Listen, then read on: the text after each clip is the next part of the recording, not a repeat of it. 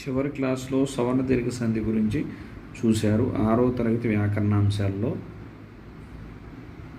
మహేష మహా ప్లస్ ఈశ, మహోదది మహా ప్లస్ ఉదది, రాజర్షి రాజా ప్లస్ ఋషి. ఈ విధంగా విడదీసినప్పుడు ఆ ప్లస్ ఈ దట్ ఈస్ ఈక్వల్స్ టు ఏ, ఆ ప్లస్ ఊ దట్ ఈస్ ఈక్వల్స్ టు ఓ, ఆ ప్లస్ అరు దట్ ఈస్ ఈక్వల్స్ టు అర్.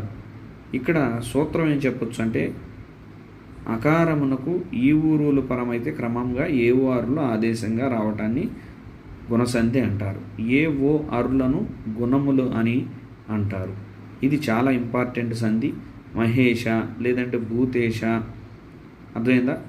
ఇవన్నీ కూడా అట్లాగే మహోదది, అట్లాగే సూర్యోదయం, పరోపకారం, ఇవన్నీ కూడా ఆ ప్లస్ ఊ. రాజర్షి, సప్తర్షి, మహర్షి,